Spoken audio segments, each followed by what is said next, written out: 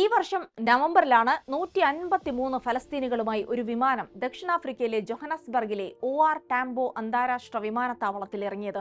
ആരാണ് ഈ വിമാനം ഇങ്ങോട്ട് അയച്ചതെന്നോ ഇതിന് പിന്നിൽ പ്രവർത്തിച്ചവരാരാണെന്നോ അന്ന് ആർക്കും അറിയില്ലായിരുന്നു. എങ്കിലും ഇത് ഫലസ്തീനികളെ അവരുടെ മണ്ണിൽ നിന്നും നിർബന്ധിതമായി പലായനം ചെയ്യിപ്പിച്ചതാണെന്ന റിപ്പോർട്ടുകൾ അന്ന് തന്നെ ഉണ്ടായിരുന്നു. ഇത് ശരിവെക്കുന്ന ഒരു റിപ്പോർട്ടാണ് ഇപ്പോൾ അൽ ജസീറ പുറത്തുവിട്ടിട്ടുള്ളത്. യുദ്ധക്കെടുതി അനുഭവിക്കുന്ന ഗസയിലെ മനുഷ്യരുടെ നിസ്സഹായ അവസ്ഥ മുതലെടുത്ത് അവരെ സ്വന്തം മണ്ണിൽ നിന്നും കുടിയൊഴിപ്പിക്കാനുള്ള ഒരു ഗൂഢ പദ്ധതിയായിരുന്നു ഇതെന്നാണ് അൽ ജസീറ കണ്ടെത്തിയിരിക്കുന്നത്.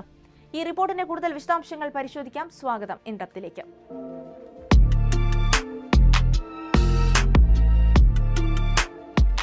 ഇസ്രായേലുമായി ബന്ധമുള്ള അൽമജ് യൂറോപ്പ് എന്ന വ്യാജ സന്നദ്ധ സംഘടനയാണ് ഈ പദ്ധതിക്ക് പിന്നിലെന്നാണ് അൽ ജസീറ കണ്ടെത്തിയിരിക്കുന്നത്. ഈ സംഘടനയ്ക്ക് ഏതെങ്കിലും തരത്തിലുള്ള രജിസ്ട്രേഷനോ ഓഫീസുകളോ ഇല്ല. ഇതൊരു ഷെൽ കമ്പനിയാണ്. 2010 ജർമ്മനിയിലാണ് ഈ കമ്പനി രജിസ്റ്റർ ചെയ്യപ്പെട്ടത് എന്നാണ് അവരുടെ തന്നെ വെബ്സൈറ്റിൽ പറയുന്നത്. എന്നാൽ ജർമ്മനിയിലോ മറ്റ് യൂറോപ്യൻ രാജ്യങ്ങളിലോ ഇത്തരമൊരു കമ്പനി രജിസ്റ്റർ ചെയ്തിട്ടില്ല എന്നാണ് കണ്ടെത്തിയിരിക്കുന്നത്. മാത്രവുമല്ല, ഇവരുടെ വെബ്സൈറ്റിൽ നൽകിയിരിക്കുന്ന ജെറുസലേമിലെ വിലാസത്തിൽ ഇപ്പോൾ പ്രവർത്തിക്കുന്നത് ഒരു ആശുപത്രിയും ഒരു കഫേയുമാണ്. ഇസ്രായേൽ പ്രതിരോധ മന്ത്രാലയവുമായി ബന്ധപ്പെട്ട് പ്രവർത്തിക്കുന്ന കമ്പനിയാണിതെന്നും കണ്ടെത്തിയിട്ടുണ്ട്. ഇസ്രായേൽ പ്രതിരോധ സേനയുടെ സഹായത്താലാണ് ഇവർ ഗസയിൽ പ്രവർത്തിക്കുന്നത്. ഈ ബന്ധം മുതലെടുത്താണ് ഇവർ ഫലസ്തീനികളെ നിർബന്ധിത പലായനത്തിന് വിധേയമാക്കുന്നതെന്നും റിപ്പോർട്ടിൽ പറയുന്നു. സ്വമേധയുള്ള കുടിയിറക്കമായിട്ടാണ് അവർ ഫലസ്തീനികളുടെ പലായനത്തെ വിശേഷിപ്പിക്കുന്നതെങ്കിലും ഇത് വംശീയ ഉന്മൂലനത്തിന്റെ ഭാഗം തന്നെയായിരുന്നു. ഗസയിലെ യുദ്ധസമാനമായ സാഹചര്യത്തിൽ നിന്നും ഞങ്ങൾ നിങ്ങളെ രക്ഷപ്പെടുത്താമെന്ന് പറഞ്ഞാണ് ഇവർ ഫലസ്തീനികളെ സമീപിക്കുന്നത്. തുടക്കത്തിൽ സൗജന്യമായി രാജ്യം വിടാൻ നിങ്ങളെ സഹായിക്കാമെന്നാണ് ഇവർ ഫലസ്തീനികൾക്ക് വാക്ക് നൽകിയത്. പിന്നീട് പല കാരണങ്ങൾ പറഞ്ഞ് $1000 ഓരോരുത്തരിൽ നിന്നും ഈടാക്കുകയും ചെയ്തു.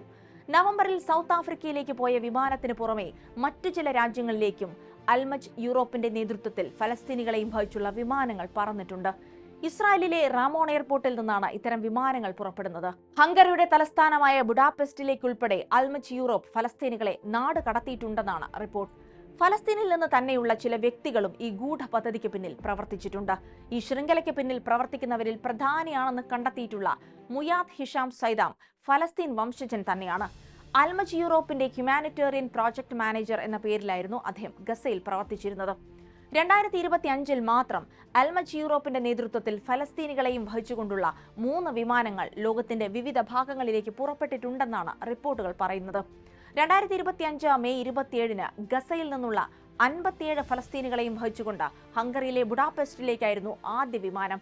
ഈ വിമാനത്തിൽ ഉണ്ടായിരുന്നവരിൽ ചിലർ പിന്നീട് ഇന്തോനേഷ്യയിലേക്കും മലേഷ്യയിലേക്കും യാത്ര തുടർന്നതായും റിപ്പോർട്ടുകളുണ്ട്.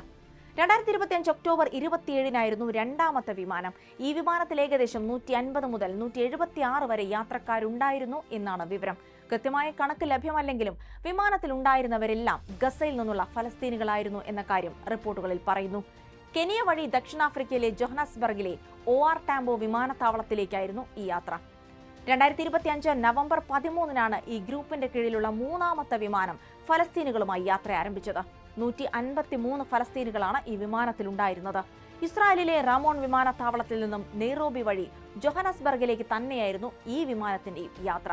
എന്നാൽ ഈ വിമാനത്തിലുണ്ടായിരുന്ന യാത്രക്കാരെ മതിയായ യാത്രാരേഖകളില്ലെന്ന് കാണിച്ച് 12 മണിക്കൂറോളം ജോഹനസ്ബർഗിലെ വിമാനത്താവളത്തിൽ തടഞ്ഞുവെച്ചു. ഇതോടെയാണ് ഇത്തരമൊരു ഗൂഢ പദ്ധതി കൂടി ഫലസ്തീൻ വംശഹത്യയ്ക്ക് പിന്നിൽ നടക്കുന്നുണ്ടെന്ന് പുറം ലോകം അറിഞ്ഞത്. ഇതിനെ തുടർന്ന് നടത്തിയ അന്വേഷണമാണിപ്പോൾ ഈ പദ്ധതിക്ക് പിന്നിൽ തന്നെ പ്രവർത്തിക്കുന്ന വ്യാജ ഷെൽ കമ്പനിയെ തുറന്നു കാണിക്കുന്നതിലേക്കും അവർ ആർക്കു വേണ്ടി പ്രവർത്തിക്കുന്നു എന്ന കണ്ടെത്തലിലേക്കും നയിച്ചിട്ടുള്ളത്.